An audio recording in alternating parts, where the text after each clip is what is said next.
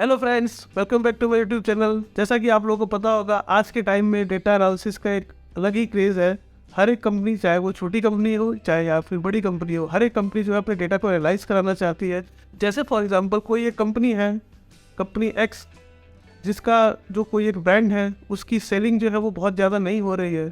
अब उसको ये पता करना है कि ऐसा क्या वो रीज़न है जिसकी वजह से वो सेलिंग नहीं हो पा रही है।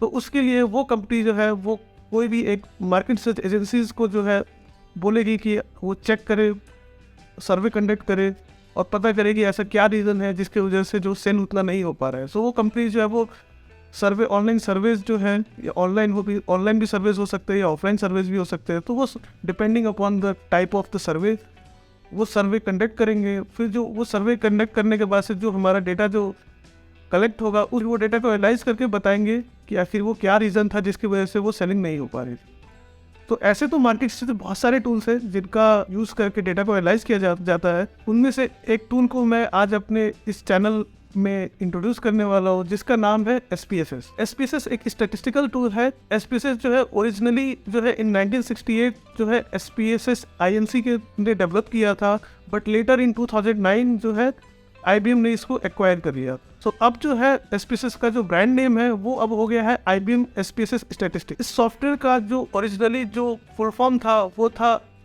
Statistical package for social science, but later जो है उसका फुल फॉर्म जो है वो चेंज कर दिया गया और अब जो उसका फुल फॉर्म है वो statistical product and service solution. ये टूल मोस्टली यूज करते हैं government entities, educational institution, survey companies, market researchers, marketing organizations, health researchers, data miners and many more for analyzing their survey data. SPSS एक बहुत ही heavy software है। सो जब हमें एक sample data को एनालाइज करना होगा तो उसके लिए हम SPSS को यूज़ करते हैं। बट अगर हमारे पास एक बिग डेटा है तो उस बिग डेटा को एनालाइज करने के लिए SPSS की ये लिमिटेशन है कि एक हैवी डेटा के ऊपर वो वर्क नहीं कर पाता है। तो उसके लिए मार्केट पे हमारे पास और भी टूल्स हैं, जैसे for example Hadoop, MongoDB, Spark and many more. SPSS का जो बेस्ट फीचर है, जो पर्सनली मुझे लगता है, वो ये है कि हम इसके थ्रू जो डेटा एनालिसिस करते हैं वो ड्रॉप डाउन मेन्यूज के थ्रू भी कर सकते हैं और साथ साथ हम सिंटेक्स भी लिख सकते हैं। सो वो यूजर्स जिनको कोडिंग पसंद नहीं है वो ड्रॉप डाउन मेन्यूज के थ्रू भी अपने डेटा को एनालाइज कर सकते हैं SPSS में। और जैसे कुछ यूजर्स होते हैं जिनको कोडिंग काफ़ी पसंद होता है तो वो जो है अपने सिंटेक्स पे कोड्स को लिख के भी डेटा को एनालाइज कर सकते हैं, उसकी स्क्रिप्ट को सेव कर सकते हैं, सो दैट कि मूविंग फॉरवर्ड अगर हमारे पास दोबारा से डेटा आए और सेम एनालिसिस करना है, सेम डेटा के ऊपर हमें, तो वो सिंटेक्स को रन करे और हमें जस्ट इन फ्यू सेकेंड्स हमें हमारा रिजल्ट निकल के आ। So there are various types of data analysis that can be done using the SPSS। जैसे हो गया हमारा T test, chi-square test, ANOVA test, regression, correlation, TURF analysis, custom tables and many. तो ये था एक बेसिक इंट्रोडक्शन SPSS का। अगर आपको डिटेल्ड इन्फॉर्मेशन चाहिए SPSS के बारे में तो उसका मैं जो लिंक है वो अपने टेलीग्राम चैनल पे डाल दूंगा। आप चाहे तो मेरे टेलीग्राम चैनल ज्वाइन कर सकते हैं, जिसका लिंक मैं डिस्क्रिप्शन में ऐड कर दूँगा। तो चलिए अब हम अपने कंप्यूटर स्क्रीन पर चलते हैं और वहाँ सीखेंगे कैसे हम इस टूल को हम यूज़ कर सकते हैं। वैसे जब आप लोग SPSS ओपन करेंगे तो आपको कुछ ऐसा इंटरफेस देखने को मिलेगा, जहाँ यहाँ टॉप पे आपके सारे मेन्यूज़ होंगे और यहाँ बॉटम में अगर आप देखेंगे तो आपको यहाँ दो ऑप्शंस दिखेंगे, जिसमें एक है डेटा व्यू और एक है वेरिएबल व्यू। तो सबसे पहले हम जान लेते हैं वेरिएबल व्यू और डेटा व्यू क्या है। वेरिएबल व्यू में बेसिकली आपके डेटा फाइल के अंदर जितने भी वेरिएबल्स हैं उनकी प्रॉपर्टीज आप यहाँ से देख सकते हैं। तो जैसे आपको यहाँ पे दिख रहा होगा कई सारे कॉलम्स यहाँ पे मेंशन्ड है। एक एक कॉलम को मैं आपको एक्सप्लेन कर देता हूँ। पहला कॉलम है यहाँ पे नेम। तो नेम बेसिकली बता रहा है कि वेरिएबल का नेम क्या है। तो यहाँ पे मैं एक वेरिएबल क्रिएट करता हूँ, जेंडर। जैसे ही मैंने जेंडर लिख के एंटर किया तो यहाँ पे अगर आप देखेंगे तो इसकी कुछ डिफ़ॉल्ट प्रॉपर्टीज ऑटोमेटिक यहाँ पे आगे जो SPSS ने सेट किया हुआ है। तो इसकी डिफ़ॉल्ट प्रॉपर्टीज जैसे इसका टाइप जो है इसने बाय डिफ़ॉल्ट न्यूमेरिक में कर दिया। तो अगर आप यहाँ पे क्लिक करेंगे तो यहाँ पे कई सारे टाइप होते हैं SPSS फाइल के अंदर में। आप यहाँ से आप चेंज कर सकते हैं जो भी आप वेरिएबल का टाइप आप देना चाहें। यहाँ से आप इसकी विड्थ और डेसिमल प्लेसेस को आप चेंज कर सकते हैं, चाहे तो आप यहाँ से भी कर सकते हैं या आप चाहे तो यहाँ से भी कर सकते हैं।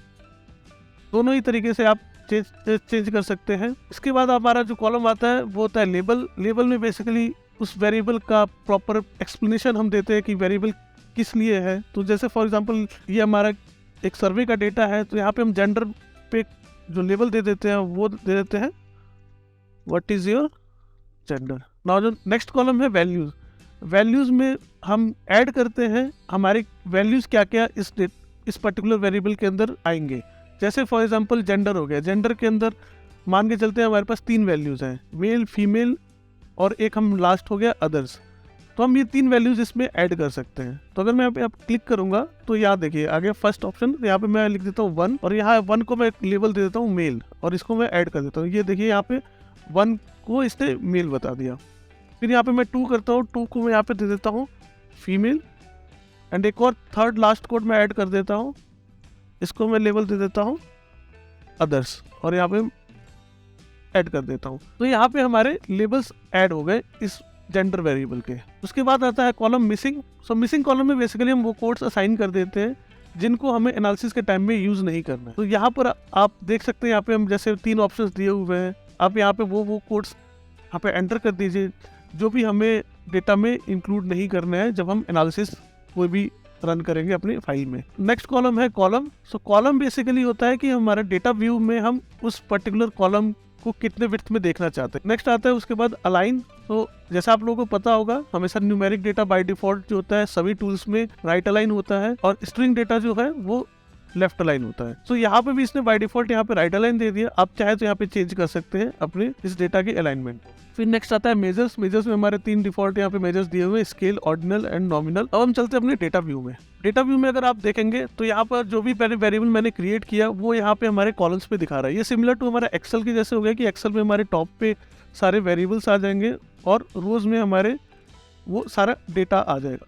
एसपीसीएस की भाषा में अगर बात बोले तो ये जो रोज में जो भी डेटा आएगा इसको हम केसेस बोलते हैं और टॉप पे जो हो गया ये कॉलम्स पे ये सारे हमारे वेरिएबल्स हो जाएंगे। तो अगर मुझे कोई एक डेटा एंटर करना है, जैसे ये जेंडर हो गया, तो जेंडर में लेट्स सपोज कि एक मैं रिस्पॉन्स इसमें ऐड करता हूँ क्योंकि जेंडर है तो यहाँ पे मैं लिख देता हूँ कि ये फीमेल का रिस्पॉन्स है। तो यहाँ पे मैं अगर 2 एंटर करूँ तो यहाँ पे 2 आ गया। अब मुझे देखना है कि एक्चुअल में रिस्पॉन्स बैकएंड पे क्या है, ये 2 का मतलब क्या है, मेल या फीमेल है। तो आप चाहे तो यहाँ वेरिएबल व्यू से जाके यहाँ वैल्यूज से भी देख सकते हैं या दूसरा तरीका क्या है, आप वापस अपने डेटा व्यू में जाइए और यहाँ आपको एक ऑप्शन मिलेगा A to 1 और 1 to A। ये जो एक छोटा सा आइकन आपको देखने को मिला, आप इस पर क्लिक करेंगे ये इसको चेंज कर देगा इन अ टेक्सचुअल फॉर्मेट। तो ये आपके ऊपर है, आप कैसे डेटा को देखना चाहते हैं यहाँ पे आप चेंज कर सकते हैं। वैसे मैं एक छोटा सा आपको बता देता हूँ सिंटेक्स के थ्रू कैसे हम वर्क करते हैं एसपीसीएस में। तो सिंटेक्स अगर कोई भी ओपन करना है तो सिंटेक्स ओपन करने यहाँ फाइल मेन्यू पे जाएंगे और यहाँ से हम न्यू में जाकर यहाँ पे एक छोटा सा पॉपअप खुलेगा, यहाँ से हम सिंटेक्स पे क्लिक करेंगे। सिंटेक्स पे क्लिक करते ही आपको एक और ये एडिटर इसको ओपन करके दे देगा है। यहाँ पे आप जो भी इसके सिंटेक्सेस है वो यहाँ लिख सकते हैं। तो मैं एक वेरिएबल क्रिएट करता हूँ एज नाम का। तो ये मैंने इसका सिंटेक्स लिख दिया है। अगर आपको ये सिंटेक्स समझ में आ रहा है तो वेल एंड गुड, अगर नहीं आ रहा है तो भी कोई प्रॉब्लम नहीं है क्योंकि मैं इसमें प्लेलिस्ट में और भी वीडियोज़ में ऐड करूँगा इवेंचुअली। तो पहले इसको रन करके देखते हैं इसका क्या आउटपुट आता है।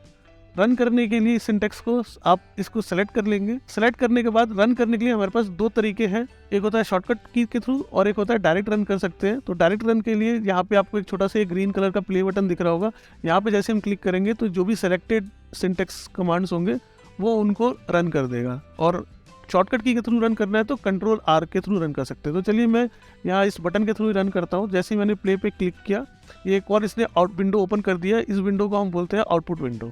यहाँ पे इसने दोनों को एग्जीक्यूट कर दिया। अगर कोई एरर होता तो यहीं पे वो एरर को शो कर देता।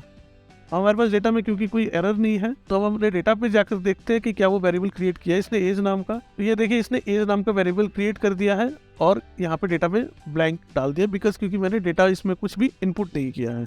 और आप देख सकते हैं इसके वेरिएबल व्यू में भी जाकर इसकी डिफ़ॉल्ट प्रॉपर्टीज सारी ऐड हो चुकी है। बट क्योंकि यहाँ पे मैंने उसको बोला था सिंटेक्स में 8 विड्थ और 0 डेसिमल प्लेसेस पे वेरिएबल को क्रिएट करे तो इसने उसके अकॉर्डिंग इस वेरिएबल को क्रिएट किया और लेबल कुछ भी नहीं दिया क्योंकि मैंने वहाँ पे सिंटेक्स पे नहीं दिया था। सो गाइस आई होप आप लोगों को ये वीडियो पसंद आया होगा। अगर पसंद आया तो इस वीडियो को लाइक करें और चैनल को सब्सक्राइब करें और नोटिफिकेशन बेल आइकन पे क्लिक करना ना भूलें सो दैट कि जब भी मैं वीडियो कोई नया अपलोड करूं तो आपके पास पहले नोटिफिकेशन। सो गाइस अगर आप लोगों को कोई भी क्वेरी हो तो आप कमेंट सेक्शन में कमेंट कर सकते हैं और अगर आपके कोई भी सजेशंस हैं तो आप सजेशन कर दीजिए।